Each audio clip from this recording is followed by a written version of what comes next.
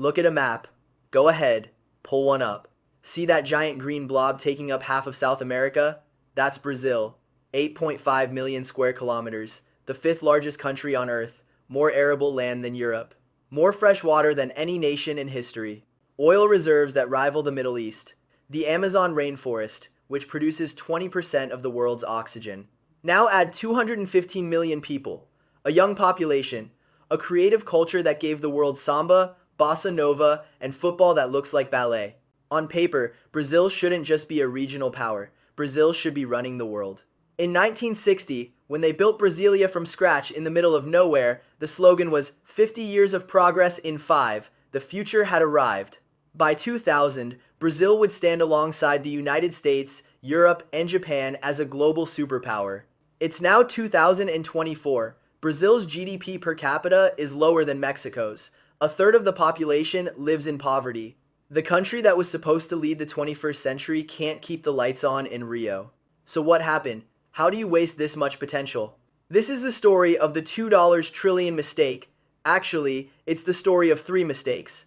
3 moments when Brazil stood at the threshold of greatness, and 3 times it sabotaged itself. This is the forensic autopsy of the superpower that never was. 1. The curse of the country of the future. There's a famous joke in Brazil. Brazil is the country of the future, and it always will be. The line originally comes from Stefan Zweig, an Austrian writer who fled Nazi Europe and landed in Rio de Janeiro in 1941. He was so enchanted by Brazil's beauty and potential that he wrote a book called Brazil, Land of the Future. Then he killed himself in 1942. Brazilians have dark humor about this. But the joke captures something essential. Brazil has been about to take off for over a century. Every decade brings a new promise. Every decade ends in disappointment. The question isn't whether Brazil has potential. The potential is obvious. The question is why that potential never converts into reality.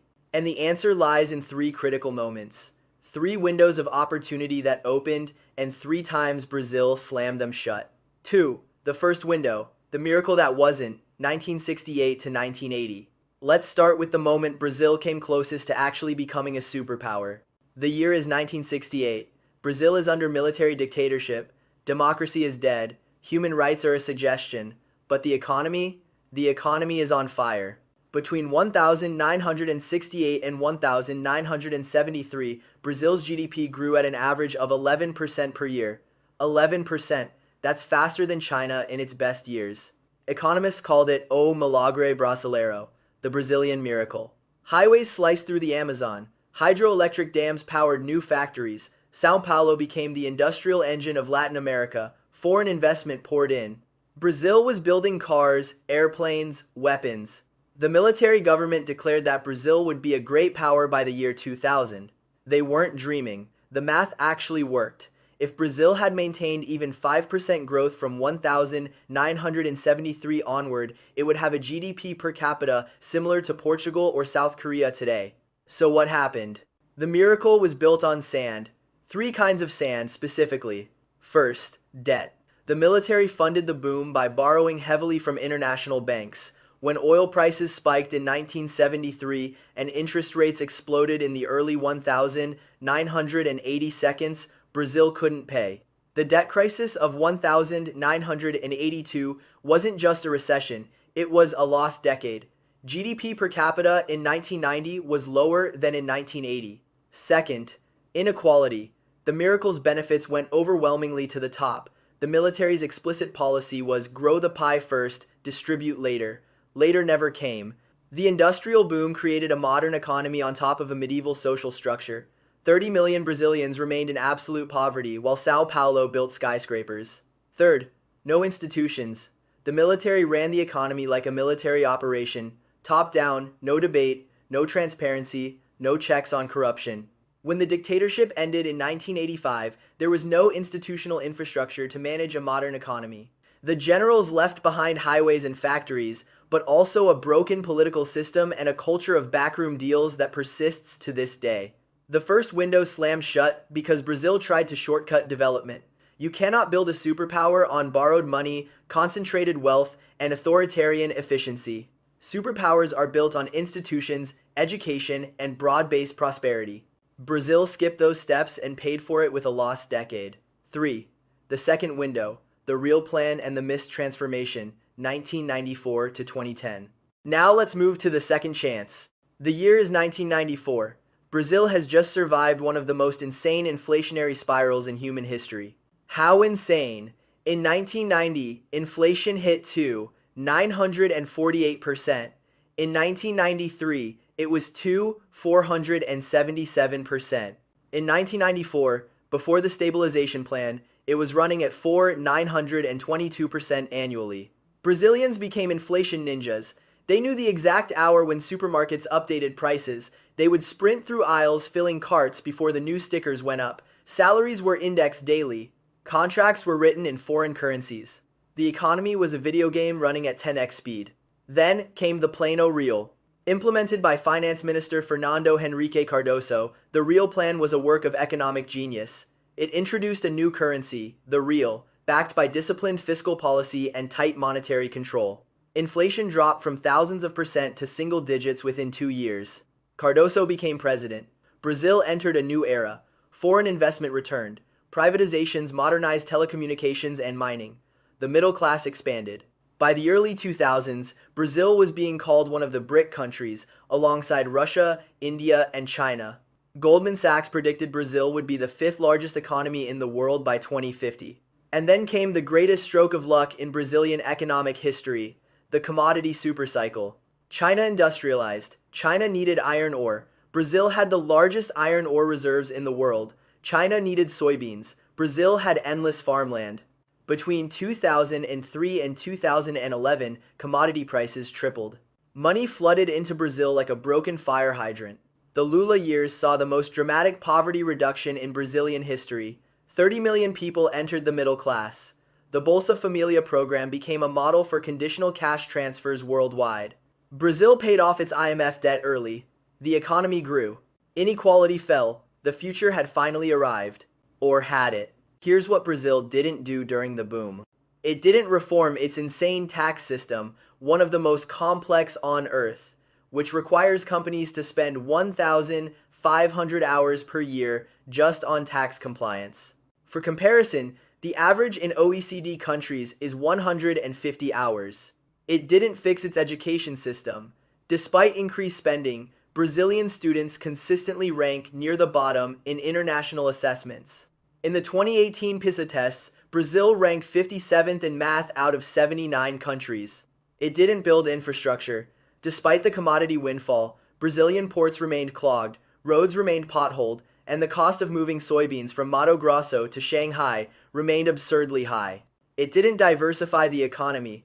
When China sneezed in 2011 and commodity prices crashed, Brazil caught pneumonia. The economy that was supposed to become a manufacturing powerhouse remained dependent on selling rocks and beans to foreigners. And worst of all, it didn't clean up politics. The same commodity boom that funded poverty reduction also funded one of the largest corruption schemes in human history. Which brings us to Petrobras. 4. The Petrobras curse, how to steal a superpower. If there's a single symbol of Brazil's wasted potential, it's Petrobras. Petróleo Brasileiro S.A. was supposed to be Brazil's ticket to energy independence and global power. The company discovered massive oil reserves in the pre-salt layer beneath the Atlantic Ocean. We're talking about potentially 50 billion barrels. Enough to make Brazil one of the top 5 oil producers in the world. In 2010, Petrobras conducted the largest stock offering in history, raising $70 billion. The plan was to invest in extraction technology, build refineries, and transform Brazil into an energy superpower. Instead, Petrobras became the crime scene of Operation Car Wash, the largest corruption investigation in Latin American history. Here's how the scheme worked. Construction companies formed a cartel. They agreed in advance who would win each Petrobras contract and at what inflated price. A portion of the inflated cost was kicked back to politicians from virtually every major party. The politicians used the money to fund campaigns, buy votes in Congress, and enrich themselves. The scale was staggering. Prosecutors estimate that at least $2 billion was stolen directly. The indirect costs from inflated contracts, delayed projects, and destroyed investor confidence run into the hundreds of billions. Petrobras, which was valued at over $300 billion at its peak, crashed to under $20 billion. Refineries were left half-built. The pre-salt oil that was supposed to fund Brazilian development sat underwater while the country that owned it couldn't afford to extract it. But the car wash scandal did something even more damaging than stealing money. It destroyed trust. It confirmed what many Brazilians already suspected, that the system was rigged, that politicians were all thieves, that democracy was a performance while the real business happened in back rooms. This cynicism had consequences. It helped elect Jair Bolsonaro in 2018, a man who openly praised the military dictatorship and whose response to institutional corruption was to attack institutions themselves. It polarized the country into tribal camps that view each other as existential enemies rather than political opponents. The second window slammed shut because Brazil used its commodity windfall to fund a consumption boom and a corruption machine instead of investing in the structural reforms that would have made growth sustainable. When the money stopped flowing, there was nothing underneath. 5. The third window, the pandemic and the green transition, 2020, present. Which brings us to now, to the third window, the one that's still open, barely. The 2020 seconds have presented Brazil with a strange opportunity. The world has decided that climate change is an existential threat. The world has decided that supply chains need to diversify away from China. The world has decided that food security matters. Brazil has something that every major economy suddenly wants: the Amazon. Stay with me here. This isn't just about trees. This is about money. The Amazon rainforest is the largest carbon sink on the planet. As the world moves toward carbon pricing and net zero commitments, that forest becomes an asset worth potentially trillions of dollars in carbon credits alone. But it goes deeper. The Amazon holds an estimated 10% of all species on Earth.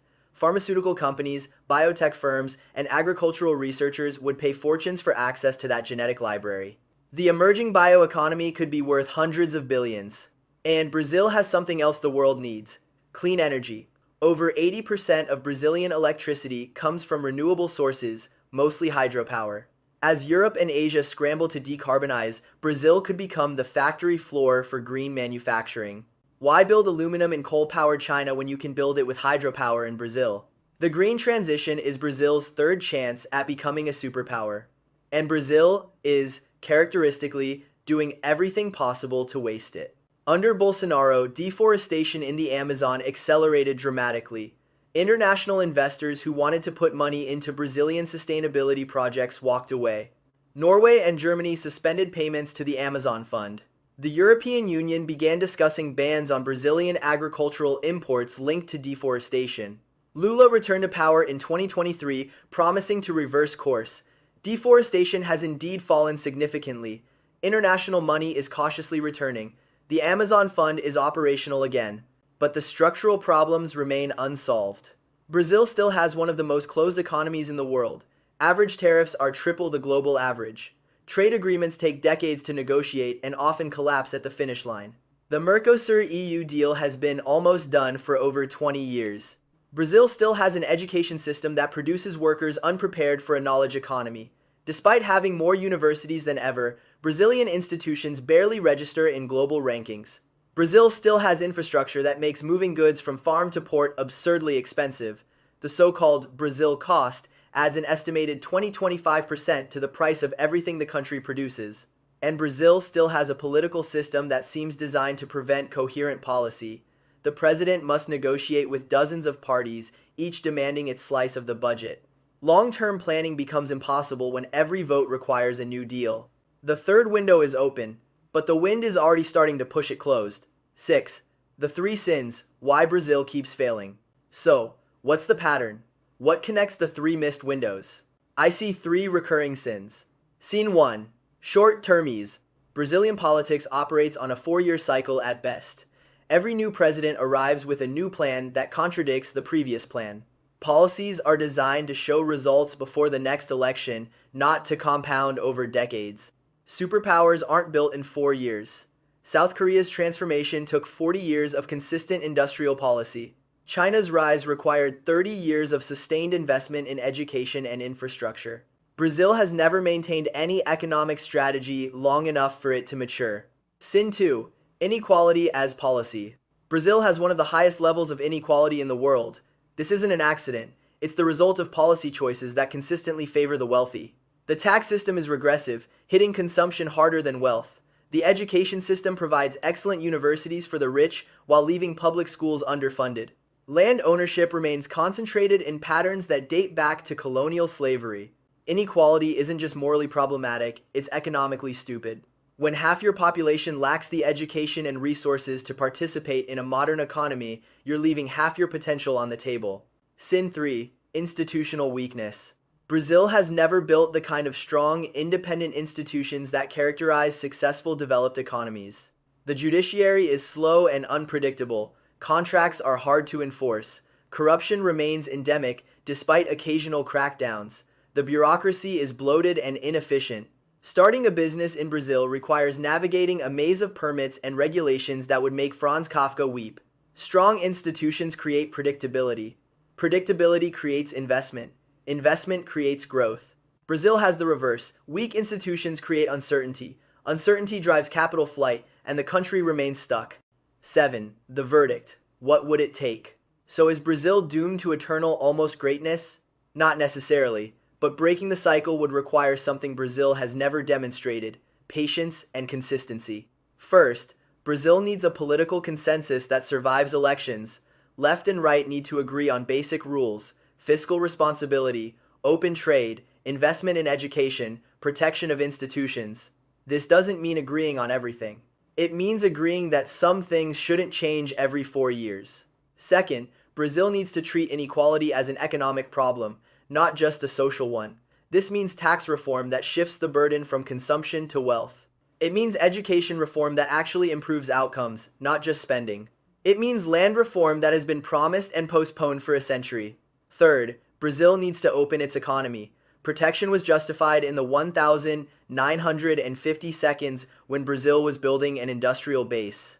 It makes no sense in 2024 when Brazilian consumers pay 3 times the global price for cars and electronics while Brazilian manufacturers remain uncompetitive. Fourth, Brazil needs to leverage its environmental assets intelligently. The Amazon shouldn't be a choice between preservation and poverty. It should be the foundation of a bioeconomy that creates more wealth standing than it ever could burn. None of this is impossible. Brazil has the resources. Brazil has the people. Brazil has the location. What Brazil lacks is the political will to stay the course. Conclusion: the country of tomorrow. Stefan Zweig saw something real when he wrote about Brazil in 1941. The potential was always there. It's still there today. But potential is not destiny. Potential is just opportunity. Converting opportunity into reality requires choices. Hard choices, consistent choices. Choices that Brazilian politics seem structurally incapable of making. The $2 trillion mistake isn't a single error. It's the accumulated cost of 70 years of missed windows. It's what happens when a country with everything keeps choosing short-term comfort over long-term transformation. Will the third window stay open long enough for Brazil to walk through? Will the green transition be the moment Brazil finally becomes what it was always supposed to be? I don't know. Nobody knows. But I do know this. The world is watching. The Amazon is burning and cooling and burning again. The commodities are booming and busting. The politicians are promising and disappointing. And somewhere in Brazil, a child is being born who could grow up to lead a superpower or grow up to watch another window close. The country of the future is running out of future. If you found this analysis valuable, hit that subscribe button. Because Brazil's story isn't over. It's just entering its most critical chapter. And I'll be here to break it down when the next crisis hits. See you in the comments. And remember, economics isn't just about money. It's about choices, consequences, and the weight of history that every nation carries on its shoulders.